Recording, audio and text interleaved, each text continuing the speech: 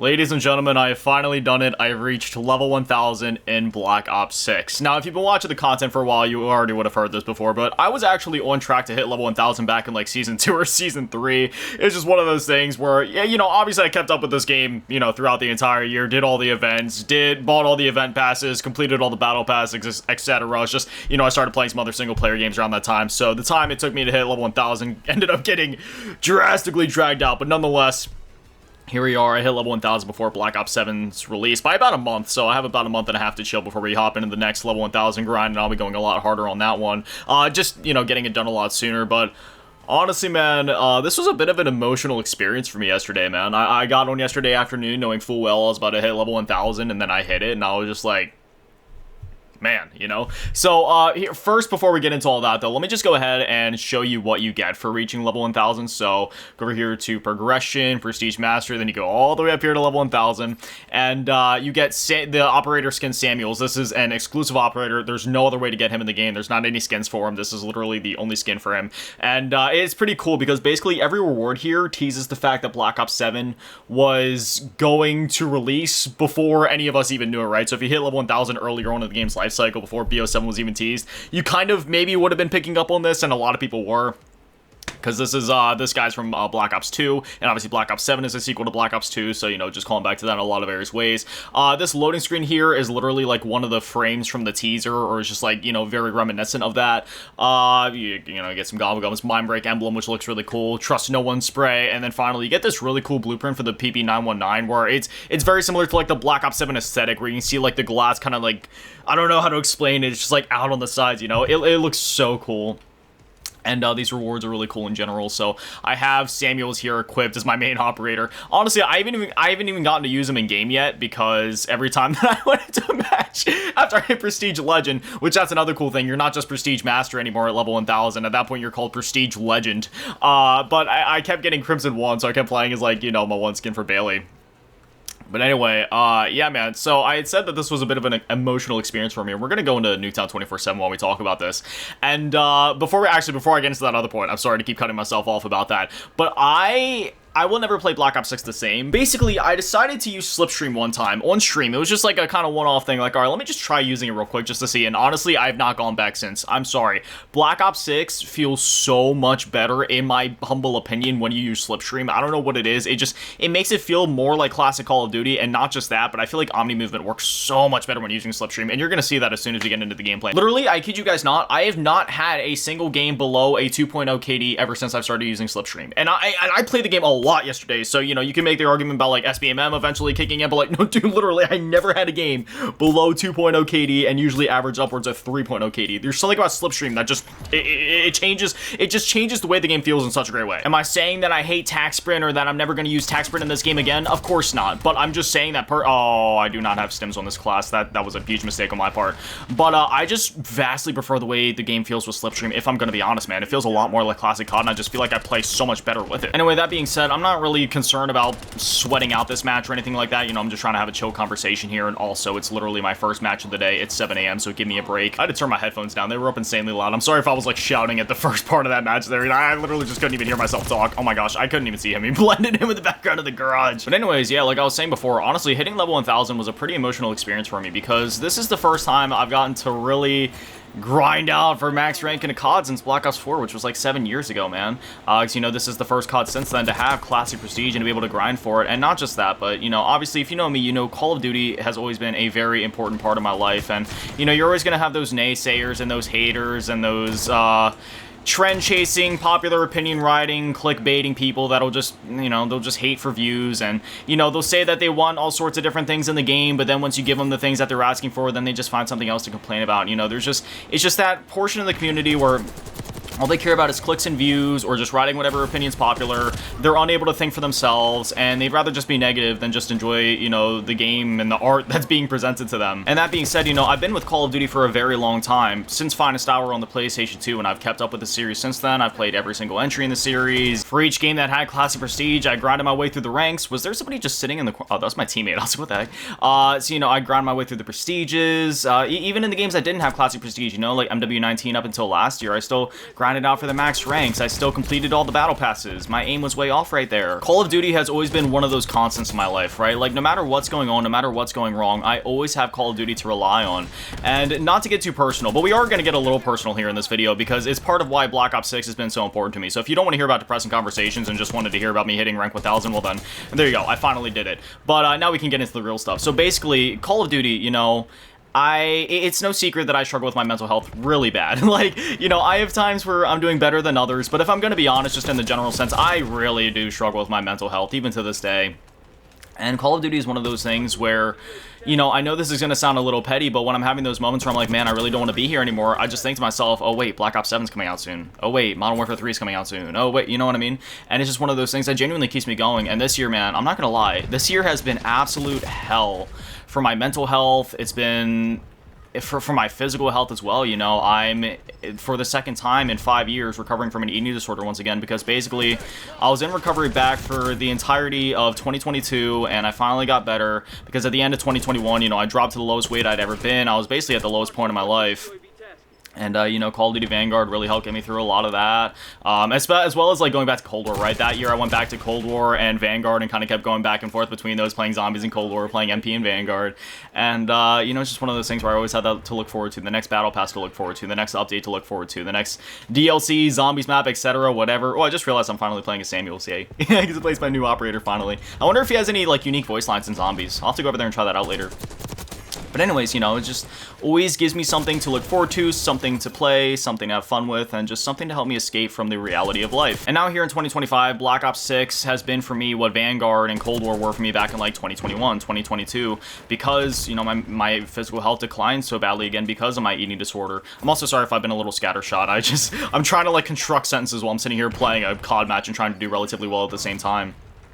But anyway, you know, my health tanked again earlier this year, back in January. Had a pretty bad health scare. Wasn't sure if I was going to need to be hospitalized or something. Thank God I didn't have to be, but I definitely had to get my stuff together, man, because I was just in a very bad place physically and, you know, mentally as well. And now throughout this entire year, for the last 8 months, you know, I've been recovering from my eating disorder. We're going to switch up classes here. I've been recovering from my eating disorder. I've been keeping up with my daily content as well as starting to stream again. And, you know, I've just been dealing with a lot of stuff in my personal life as well that I'm not going to get into here in this video necessarily. Not because it's too personal, because you guys know me, I'm a very open book with you guys. It's just because it involves other people that I don't necessarily, you know, it's just not things I should necessarily talk about on camera at this moment. So it's just been a lot for me to balance, you know, all in all throughout this entire year, right? Now, I will say, like, thankfully in the latter half of this year, my mental health especially has been starting to come back around. I'm starting to feel like myself again, starting to feel a bit better, but, you know, especially towards the middle of this year, I'd say from April-ish up until probably like last month, honestly. It was a really dark time for me. I tried not to let it show in videos. I tried not to, you know, burden other people with my problems during that period of time, but yeah, man, you know, it's definitely been a bit of a struggle this year. 2025 hasn't been the greatest year for me, physically, mentally, emotionally, etc. And, yeah, you know, and I know I've made a lot of videos talking about my mental health this year, including this video now, basically, and just how it's been all over the place and whatnot.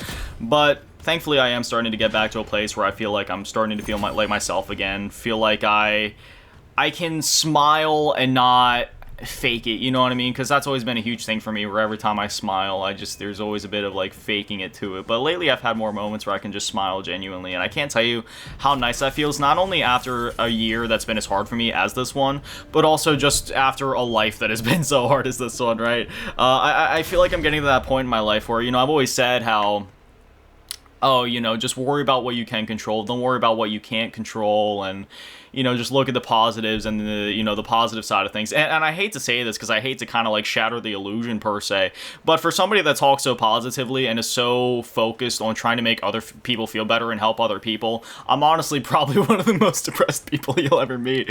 Well, you know, when you get me to open up and talk about what actually goes through my mind. But it's not like I like being like that, you know? When I laugh about these things, I'm not laughing about it to make light of it. I laugh about it because it's like, I realize how backwards it is, right? You know, that hold on, I kind of want to switch this up. Let's go play some Cranked or something, do something crazy. Because I can realize just how backwards it is that somebody for me that's so much about, literally, the tagline in the description of all my videos on my social medias is spread positivity, and then, like, here I am, you know what I mean? But again, it's not like I like being in that place. I actively, I try to practice what I preach, right? Like when I talk about, telling other people to do better for themselves and try to improve their lives and remain in a positive headspace. You know, I try to practice that for myself too. And I'm finally getting to that point where I feel like I can, you know, just, you know, finally be there. Just feel fine. You know, just wake up and be like, okay, this is life. I'm good. You know, like there's nothing else to it. There's no asterisks. It's just, we're good. I'm alright. Let's roll. Oh, great. Y'all thought it was bad last match with my scattershot brain trying to focus on what I was saying. Now we're on Stakeout, man. I won't be able to focus for my life. Honestly, Stakeout just exacerbates what I was saying before about the game feeling so much better with Slipstream. Like, this map, and it's, like, in particular, I would say above any other map, just shows how much better the game flows, in my humble opinion, when using Slipstream opposed to anything else. Like, I don't know if it's just because Slipstream makes me slow down a little bit, or just changes my movement in a way to where I just, like I don't know how to explain it. Again, it just makes it feel more like classic COD, and therefore I just feel like I play better with this as opposed to using Tac Sprint. Yeah, I don't know what I was doing right there, if I'm going to be honest. I was trying to shoot two people at once. I should have just focused on one at a time. I will say that 2025 has also been one of the darkest years of my life too, man, which is crazy because if you know my story, you know what I've been through, man. Like, between the various addictions and just all the other terrible shit I've been through, right? Like, I don't even necessarily want to go into it right now. Like, you know, if you know my story, you know my story, and I've been through a lot. So saying that this year's been one of the darkest of my life just goes to show, like, there has been some, like, stuff going on this year, man. And it's not even just necessarily stuff that, like actual stuff going on, though that has definitely been part of it, but it's also just been, like, that's just how low my mind has gotten. But at the same time, that is also kind of like a normal part of eating disorder recovery, because your brain's doing a lot of repair, so sometimes those rapid mood swings and deep, dark depressions are also just part of it. So I've been just dealing with a lot physically, mentally, emotionally, as I said before. And you want to know something? There was one thing that was there for me through the entirety of everything that happened this year. And you're looking at it right now. Call of Duty Black Ops 6. Whether I wanted to get on the multiplayer and sweat it out and, you know, grind camos and go on streaks and stuff like that, or whether I wanted to do zombies and speedrun Easter eggs, because let me tell y'all, I put so much time into the Easter eggs this year, or go over to Warzone and sweat it out over there and grind more camos over there as well, which I'm finishing up the best camo grind right now as we speak. Well, not finishing it up, but I'm like halfway there, basically. Actually, a little bit past that for sure. So I should have that within the next week or so. But, you know, this game was just there for me through everything, man. And I finally got around to playing the campaign just a little while ago. Literally just a month or so ago. That was absolutely fantastic as well. That was a really nice escape for me, too. I love how the campaign in this game really leaned into the immersion factor and the spy thriller type stuff and switching up the gameplay. Like, it was just, oh, it was so good, man. Like I said, I know there's always going to be those people that are overly negative online that find, it's not even just Call of Duty, right? Like, people find ways to hate on literally everything just because humanity is so hardwired to be so negative and pessimistic about literally everything all the time, and I cannot stand it, man. It's a conversation for a different day, and I don't want to linger on it for too long, but like, oh, it just makes my brain just hurt because people are so negative, and it doesn't even piss me off. I mean, it does piss me off. It's just annoying. So from the perspective of somebody that just loves Call of Duty, loves Black Ops 6, and has had one heck of a 2025, I can tell you, even beyond all the trouble that I've had this year, I absolutely love this game. I've loved it from the first time I played it. Honestly, I loved it from just from when they started initially teasing it and dropping trailers for it, man. Like, I've just always loved this game, loved the vibes of it, loved just, I don't know, there's something about this game, whether we're talking about when you're sitting in the multiplayer menu and the feels that the multiplayer menu music gives you, or just like the main theme song for the game overall, or just the vibes of the gameplay and everything. I love Black Ops 6. This game's freaking awesome.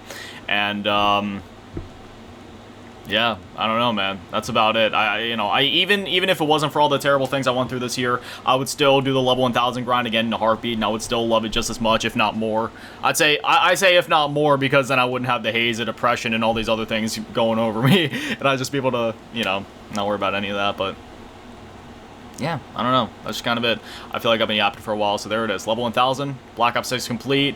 I just got to go over to Warzone, finish up that camo, and then at that point, I basically beat the game, man. Got basically all the 100. I got the zombies and multiplayer 100% or calling card. Didn't get the Warzone one yet, but Warzone's its own thing. If we're talking about Black Ops 6 specifically, I beat the game at this point. Nebula and Dark Matter, you know, like every weapon. Got the Dark Indeed and Dark Journey calling cards. 100% for multiplayer, 100% for zombies.